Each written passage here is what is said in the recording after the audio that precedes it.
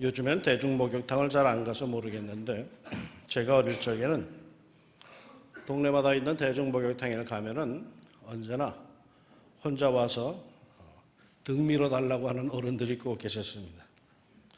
말인즉 서로 등을 밀어주게 하자고 하는데 하다 보면은 꼭 속은 기분입니다. 나는 어린이 그 조그만 손으로 그 넓은 어른 등판을 미느라고 온 힘을 다 썼는데 그 어른들은 뭐 어른의 등짝에 뭐 제대로 밀게 있겠습니까? 어느 목욕탕에서 한 노인이 젊은이에게 서로 등을 밀어주자 했습니다. 그래서 젊은이가 노인의 등을 밀어주었습니다. 젊은이가 이제 받은 차례가 되어서 노인은 혹시 이 젊은이가 노인네가 꾀부린다고 그러지 않을까 싶어서 그랬는지 온 힘을 다해서 등을 빡빡 밀어줍니다. 그러면서도 노인은 젊은이에게 묻죠. 젊은이 아프지 않나? 젊은이는 웬 노인네가 이리 힘이 센가 놀라면서도 노인네가 미는데 아프다고 하기에는 자존심이 상해서 아니요 괜찮습니다 라고 합니다. 노인은 젊은이가 마음에 들지 않는 것 같아서 더욱 힘을 다해서 등을 빡빡 밀었습니다. 그리고 묻습니다. 젊은이 괜찮나? 아프지 않나? 이 젊은이 노인 어른이 미시는데 뭐가 아프겠습니까? 라고 합니다. 그러자 노인이 이렇게 말했대죠. 정말? 그런데 젊은이 등에서 피나. 얼마나 아팠겠습니까? 그런데 그놈의 체면 때문에 안 아픈 척 하다가 그야말로 피 본 거죠. 아프면 아프다고 하나님께 나와 그 마음을 토합시다. 안 아픈 척 하지 말고 하나님께 아픔을 고합시다. 제 목회 경험으로 볼 때 하나님 앞에서는 예의 바른 사람보다 정직한 심령으로 자기 마음을 토하는 사람을 하나님께서는 꼭 붙잡아 주시더라고요. 시편 62편 8절이 있다. 백성들아 시시로 그를 의지하고 그의 앞에 마음을 토하라. 하나님은 우리의 피난처 시로다. 예레미야 선지자, 아주 큰 유명한 선지자죠. 눈물의 선지자라고 부르는데 유대왕 요시아 13년부터 시드기야 왕 11년까지 무려 42년 동안 선지 사역을 한 사람입니다. 예레미야가 활동하던 이 시대는 유다 왕국의 멸망기로서 국가의 존폐가 풍전등화와 같은 상황에서 백성들은 여전히 죄악 속에서 살았고 이를 두고 예레미야는 너희들이 회개하지 않으면 반드시 망한다라고 회개와 심판을 눈물로 선언을 합니다. 그러나 예레미야가 이런 회개와 심판을 선포하자 백성들의 반응은 한마디로 듣기 싫다는 그런 반응을 보입니다. 더 나아가서는 이 예레미야를 핍박을 합니다. 하나님의 말씀, 불의를 심판하시겠다는 하나님의 말씀과 그 의지를 선포하자 단 한 사람도 그의 말에 귀를 기울이는 사람이 없고 도와주는 사람이 없습니다. 모두가 다 이 예레미야를 조롱하고 멸시합니다. 그러자 예레미야가 오늘 이렇게 하나님께 기도합니다. 여호와여, 주께서 나를 권유하심으로 내가 그 권유를 받았사오며 주께서 나보다 강하사 이기셨으므로 내가 조롱거리가 되니 사람마다 종일토록 나를 조롱하나이다. 무슨 소리일까요? 속상해 죽겠다는 것입니다. 그런데 이 말씀에서 주께서 나를 권유하심으로 내가 그 권유를 받았사오며 이 권유라는 뜻이 뭘까요? 권해서 하도록 하다라고 하는 점잖은 뜻인데 그러나 본래 단어는 그 뜻이 아닙니다. 히브리어 원어 성경에는 권유하다라고 하는 이 단어가 파타라고 하는 히브리어 동사입니다. 그런데 이 파타라고 하는 히브리어 동사를 성경에서 쓰여진 데를 다 찾아봤더니 그것이 주로 쓰인 데가 어느냐 하면은 유혹하다, 꼬이다, 속이다라는 일종의 도덕적인 죄를 다룰 때에 사용되고 있는 단어가 타파라고 하는 히브리어입니다. 이런 의미로 7절을 번역하면 이러할 겁니다. 하나님, 당신은 나를 유혹했습니다. 나는 당신의 유혹에 넘어간 겁니다. 또는 하나님, 당신은 나를 꼬였습니다.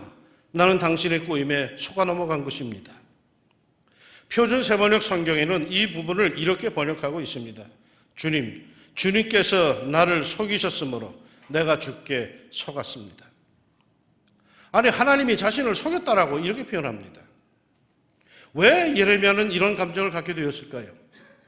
예레미야 1장에 보면은 하나님께서 예레미야를 선지자로 부르실 때에 그는 분명히 거절을 합니다. 나는 못합니다. 나는 아이입니다. 나는 아직도 부족합니다. 나는 그런 사역을 할 만한 사람이 못 됩니다. 라고 예레미야가 분명히 하나님께 거절을 합니다.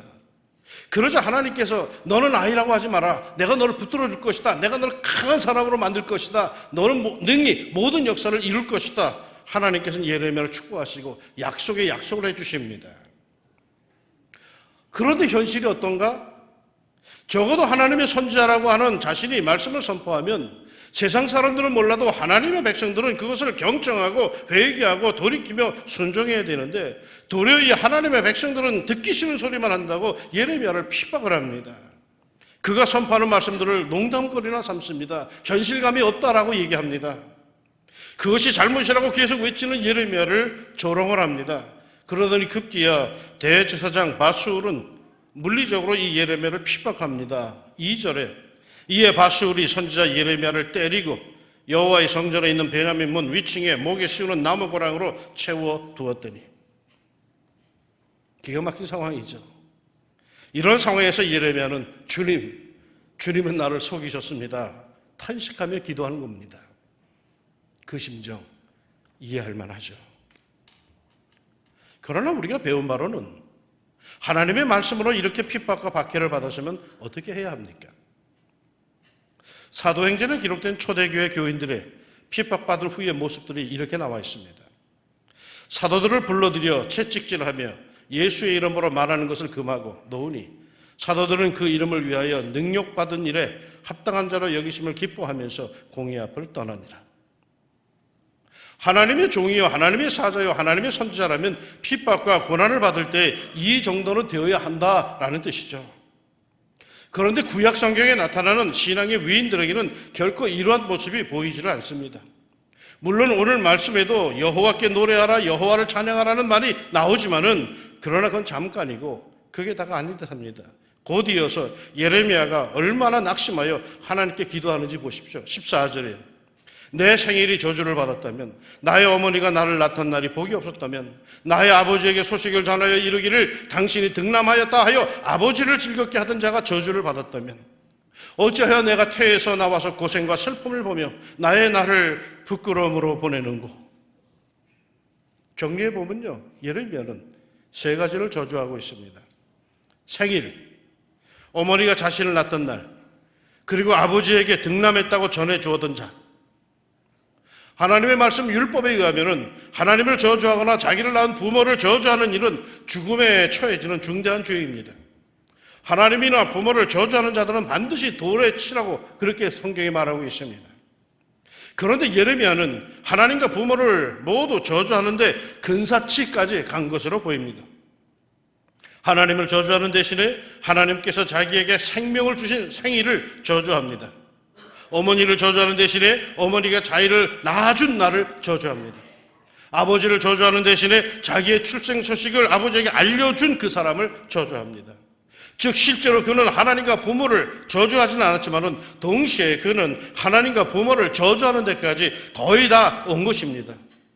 전에 어느 분이 그런 말 한 것처럼 이 정도면 막 가자는 거지요? 라는 그런 뜻입니다. 예레미야는 자신의 한계 극한 지점까지 간 겁니다. 한 걸음만 더 나아갔더라면 그는 하나님을 저주했을 겁니다. 한 걸음만 더 나아갔다면 부모를 저주했을 겁니다. 한 걸음만 더 나아갔다면 자신의 목숨을 끊었을 것입니다. 그야말로 예레미야는 지금 영적인 공황 상태, 탈진 상태에 떨어져 있습니다. 깊은 우울증에 빠져버렸습니다. 그래서 그는 하나님께 한탄합니다. 주여, 주께서 나를 속이고 계십니다. 나는 당신에게 속았습니다. 여기서 우리는 잠시 시선을 옮겨가 봅니다. 내가 태어난 날이 저주를 받았으면, 내 어머니가 나를 낳던 날이 저주를 받았으면, 이렇게 저주하는 예레미야의 탄식과 비슷한 아주 유사한 탄식을 한 사람이 있습니다.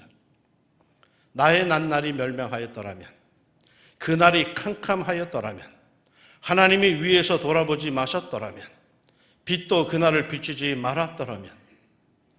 누군지 아시죠? 욥의 탄식입니다. 여러분, 욥은 경건한 사람이었습니다. 자타가 다 인정하는 동방의 의인입니다.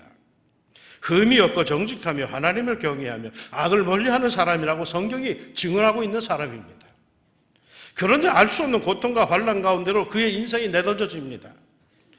처음에는 주신 자도 주님이시여 가져가신 자도 주님이시니 주님만이 찬양을 받으시올지라 하면서 불평하지 않았습니다. 그런데 세월을 이길 수 있는 장사가 없다고 시간이 흘러가면서 그는 지칩니다. 고통이 심해질수록 그는 서서히 무너지기 시작합니다. 오늘 본문의 예레미야처럼 거의 하나님 부모님까지 저주하는 데까지 이릅니다. 욥기에 있는 말씀들입니다. 볼지어다 하나님께 징계받는 자에게는 복이 있나니 그런즉 너는 전능자의 징계를 업신여기지 말지니라. 내가 만일 하나님을 찾으며 전능하신 이에게 간구하고 또 청결하고 정직하면 반드시 너를 돌보시고 내 의로운 처소를 평안하게 하실 것이라. 내 시작은 미약하였으나 내 나중은 심히 창대하리라. 너는 하나님과 화목하고 평안하라. 그리하면 복이 내게 임하리라. 청하건대 너는 하나님의 입에서 교훈을 받고 하나님의 말씀을 내 마음에 두라. 내가 만일 전능자에게로 돌아가면 내가 지음을 받을 것이며 또 내 장막에서 불의를 멀리하리라. 이상은 누가 한 말일까요? 욥? 아닙니다. 욥의 친구들이 한 말입니다. 구구절절 은혜가 넘치는 말들이죠. 고통을 당하는 사람들, 어려움을 당하는 사람들 찾아갔을 때, 신방 갔을 때 주로 애용하는 하나님의 말씀입니다. 그런데 말이죠. 정작 이 욥은, 고통 속에 있던 이 욥은 뭐라고 한 줄 아십니까? 사람을 감찰하시는 이여, 내가 범죄하였던들 주께 무슨 해가 되오리까? 어찌하여 나를 당신의 관역으로 삼으셔서 내게 무거운 짐이 되게 하셨나이까? 놀랍게도 욥은 아주 방지한 말을 하고 있습니다. 욥의 친구들은 은혜스러운 말을 하고 있는데 욥 자신은 아주 방지한 말을 하나님께 하고 있습니다. 그런데 말이죠. 마침내 하나님께서 인정해 주신 자가 누군지 아십니까? 공자왈 맹자왈 하는 예의 바른 친구들이 아닙니다. 하나님이 칭찬하신 대상은 전통적인 경건주의자들인 욥의 친구들이 아닙니다. 욥기 42장 7절에 보면 하나님께서 그 친구들에게 이렇게 말씀하십니다. 내가 너와 네 두 친구에게 노하노니 이는 너희가 나를 가리켜 말한 것이 내 종 욥의 말과 같이 옳지 못함이니라. 왜 그럴까요? 왜 하나님은 욥을 칭찬하시고 그의 친구들은 칭찬하시지 않으셨을까요? 왜 하나님은 욥의 친구들에 대해서 진노하시고 욥에 대해서는 진노하지 않으셨을까요? 저는 종종 고통과 환난을 당한 성도들을 신방가면서 이런 걱정을 할 때가 있었습니다. 내가 하나님의 말씀으로 위로한답시고 욥의 세 친구와 같은 소리를 하고 있는 것은 아닐까? 정말 하나님은 왜 욥은 인정하시고 바른 소리 한다고 하는 친구들은 물리치셨을까요? 우리가 들어도 은혜가 되는 말은 욥의 친구들이 한 말들이 은혜가 되는 말입니다. 욥의 말은 어쩌면 불평불만의 말입니다. 그래도 어째서 불평불만을 토로하는 것 같은 욥은 하나님이 축복을 하시고 은혜가 되는 말만 골라 하는 그의 친구들은 하나님이 책망을 하셨을까요? 어느 구약학자의 말을 빌리면은 욥의 경건은 구약의 경건 전통 안에 서 있기 때문이랍니다. 구약의 경건의 전통, 구약 경건의 현저한 특징은 뭐냐? 다른 거 없습니다. 하나님 앞에 정직한 거랍니다. 가식을 부리는 게 아니라 하나님 앞에 그대로를 보여주는 거예요. 아픈 그대로, 썩는 그대로, 골치 아픈 그대로 다 하나님께 드리는 겁니다. 그래서 현대어 성경에서는 욥기 42장 7절을 이렇게 번역을 했습니다. 나는 너와 네 두 친구에게 분노를 참을 수 없다. 너희는 나에 대하여 이야기할 때 솔직하게 말하지 않았으나 내 종 욥은 얼마나 솔직하게 말하더냐. 구약의 경건은 말이죠, 감히 하나님과 논쟁합니다. 구약의 경건은 하나님의 행동들에 대해서 감히 도전도 합니다. 하나님의 대답들에 대해서는 반박도 하고요, 그분에게 새로운 질문들을 되던집니다. 하나님의 제안에 흥정도 하고요, 마음에 안 들면 밤새 씨름도 합니다. 모세, 요나, 엘리야 같은 사람은 하다가 안 되니까 속이 터지니까 하나님이 이제 그만 살았으면 좋겠어요, 차라리 죽여주세요 라고 말도 안 되는 이런 소리까지 합니다. 그런데 놀라운 것은요, 이렇게 아픈 마음으로 하나님께 따지듯이 솔직하게 털어놓는 사람들을 하나님께서 건방지다고 무례하다고 물리치지 않으신다는 겁니다. 그저 말없이 그걸 다 듣고 계시다라는 겁니다. 욥은 이러한 하나님에 대한 사실을 제대로 알았던 사람입니다. 정직한 자를 시끄럽다고 물리치실 하나님이 아니시란 것을 이 욥은 알았던 거죠. 그래서 그는 이렇게 털어놓습니다. 그가 큰 권능을 가지시고 나와 더불어 다투시겠느냐? 아니로다. 도리어 내 말을 들으시리라. 거기서는 정직한 자가 그와 변론할 수 있은즉 내가 심판자에게서 영원히 벗어나리라. 사노라가 보면은 이렇게 힘들 때가 있습니다. 이렇게 아픔과 고통을 당할 때가 있습니다. 의문이 들고 괴로울 때가 있습니다. 탈진하고 영적 공황에 빠질 때가 있습니다. 자기 생각이 영 빗나가 버려가지고 하나님이 이러시면 안 되는데 라는 때가 있습니다. 요즘에 제 심정처럼 하나님이 나를 속이시고 있다는 느낌이 들 때도 있습니다. 야속한 느낌이 집에 들 때도 있습니다. 이 감정들을 어떻게 할까요? 아무리 아니라고 부인을 해도 계속해서 솟아올라오는 이러한 생각들을 하나님 앞에서 어떻게 할까요? 끝까지 하나님 앞에서 감쪽같이 숨길까요? 그래도 내가 목사인데, 그래도 내가 장로인데, 집사 권사인데 어떻게 이런 기도 속일까요? 우리 부모님은 체면을 중시하던 분이셨습니다. 아니 좋게 표현하면 아주 예의가 있던 분이셨습니다. 그래서 어릴 때부터 남에게 폐가 되는 말이나 언짢은 표현들은 하지 말라고 저는 배웠습니다. 배가 고파도 괜찮다고, 아프면서도 괜찮다고, 언짢으면서도 에이 뭘요? 이런 식으로 저는 배워왔습니다. 아마 그래서 그랬는지 학교에서도 선생님이 알았나 하면은 모르면서도 한 번도 아니요 한 적이 없습니다. 기껏 힘을 들여서 가르친 선생님께 누가 될까봐 그래서 끝까지 다 아는 체 합니다. 어떤 사람하고 얘기할 때 그 사람 말을 잘 못 알아듣겠는데도 그래도 그걸 부인을 못하겠어. 모른 체를 못하겠어. 왜? 그 얘기한 열정이 너무 미안해가지고 나중에 할아버지 그런 심정으로 예 그러고 맙니다. 한 번만 확인하면은 될 것인데 상대방이 누가 될까봐 그저 아는 채 숨기고 그냥 넘어갑니다. 그런데 문제는 하나님과의 관계더라고요. 그까지 학교의 일이야. 그것을 졸업하면 그만이고 졸업만 하면은 수학을 못해도 국사를 몰라도 영어를 못해도 사는데 아무런 지장이 없어요. 사람과 사람의 관계는 좀 서운하긴 하지만 시간이 지나가면 세월이 가면은 그냥 다 풀려나가더라고. 그때 그래서 그랬구나. 이거 그때 내가 오해한 거로구나. 서운한 건 다 세월이 가면 풀리더라고요. 그건 별거 아니더라고요. 그런데 하나님과의 관계는 그러진 않더라고요. 이 하나님과의 문제에 있어서만큼은 졸업이라는 게 없더라고요. 그래서 의문이 생기고 의심이 들면서도 그냥 덮어놓고 믿어 하는 말에 그냥 따라갔다가 얼마 있다가는 잊고 살다가 어느 때가 되면 또다시 똑같은 문제로 고민하게 되곤 합니다. 하나님께는 결코 아니요 모릅니다 글쎄요가 통하지 않는 그런 말 자체가 죄를 짓는 것 같아가지고 그렇게 살아왔습니다. 아파도 아프다는 말을 못하고 괴로워도 괴롭다는 표현을 못하고 그렇게 아닌 척하고 넘어가는 것이 신앙이 좋은 사람들의 모습인 양 그렇게 배워왔지요. 그런데 문제는요, 아무리 그렇게 대충 넘어가도 예의 바르게 넘어가도 그 문제가 평생 여전히 따라다닌다는 겁니다. 그리고 그 아픔이 여전하다는 사실이죠. 왜 우리는 하나님 앞에 정직하면 안 됩니까? 어차피 하나님은 우리가 연약하고 감정이 흔들리기 쉽고 넘어지기 쉬운 불완전한 존재라는 걸 아시는데 마치 완전한 자인 것처럼 우리가 그렇게 행해야만 할 필요가 어디 있겠습니까? 목사 앞에 나와서는 여러분 아닌 척해도 괜찮습니다. 우리가 서로 성도가 성도 간에 만날 때에도 아닌 척해도 괜찮습니다. 그러나 하나님 앞에서는 솔직합시다. 정직합시다. 하나님이 그거를 기뻐하십니다.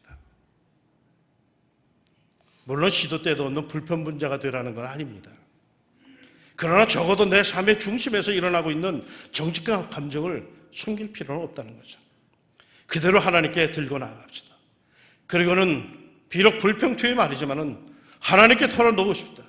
그리하면 거기서부터 해결의 역사, 치유의 역사가 시작이 될 것입니다. 아닌 척하고 평생을 살면 결코 치유받지 못하고 속은 고른 상태에 버티다가 쓰러집니다. 아닌 척하면은 쓴 뿌리가 계속해서 자라고 남들은 모르지만 자기 자신만 골병이 듭니다. 지난 149 성전, 옛날 옛 성전 시절에 교역자 사택 옆집이 갑자기 무너져 내린 적이 있습니다. 제가 교회에 있었기 때문에 그 현장을 보았습니다. 아무런 충격도 가하지 않았는데 멀쩡한 한옥이 갑자기 무너져 내립니다. 이게 무슨 일인가? 교회에서도 뭐 어떻게 잘못된 게 있는가 싶어가지고 달려가 봤는데 그 무너져 내린 터에 흰개미들이 그야말로 새하얗게 있습니다. 그러니까 그동안에 그 집 기둥들을 흰개미들이 안에서 파먹은 거야. 근데 그것들을 몰라서 왜? 속에서 그랬으니까. 겉에서는 안 드러났으니까. 겉은 멀쩡했지만 속은 흰개미로 텅 비어가다가 결국은 감당치 못하고 그 집 멀쩡한 집이 무너져 내리고 만 거죠. 하나님 앞에서 정직하고 그 엄청나신 하나님을 신뢰합시다. 무한하신 하나님, 그 크신 하나님 앞에 무엇인들 우리가 가지고 가지 못할 것이 있겠습니까? 그대로 들고 갑시다. 그러면 하나님께서 받아두실 것이고 치유가 시작이 됩니다. 끝까지 하나님 앞에서 위선을 떨면은 그 사람 고침 못 받습니다. 아무리 아픈 것이고 아무리 부끄러운 걸 할지라도 하나님 앞에 들고 나가 정직하게 털어놓을 때에 하나님께서 그렇지 하시면서 우리를 치유하시기 시작하십니다. 혼자 끙끙 앓지 말고 속은 썩어 뭉그러지는데도 겉으로는 경건하지 하지 말고 이번 한여름에 조용한 곳에 가서 뭐 기도인이라도 올라가든지 아니면 조용한 시간에 주회전에 나오든지 그래서 솔직하고 정직한 기도로 하나님께 털어놓읍시다. 그리하면 새롭게 치유받는 역사가 우리에게 있을 겁니다. 무더운 여름철이지만 사랑하는 여러분, 안팎이 강건한 경건한 그리스도인들이 되시기를 주의 이름으로 축원합니다. 기도합시다. 예수 믿는다 하면은 모두가 다 겉이 드러나는 모습들이 있습니다. 그런데 하나님 어떤 경우에는 속이 썩고 있는데 아닌 척하는 회칠하는 우리들 모습이 종종 있습니다. 아닌 척하고 살다가 그것이 드러났을 때 허망하게 무너지는 그런 모습들이 우리들에게 있습니다. 사람 앞에서는 아닌 척한다 할지라도 주님 앞에 하나님 앞에 나와서는 우리의 모습을 그대로 보여드릴 수 있는 저희들 되게 하시고 내 안에 나를 짓누르고 있는 이 삶의 고달픔과 어려움과 갈등과 이 고민거리들을 하나님 앞에 그대로 털어놓을 수 있는 저희가 되게 하여 주옵소서. 이 꼭 닮고 그렇게 살다가 훌쩍 가지 않게 해주시고 하나님 앞에 나와 털어놓게 하여 주옵소서.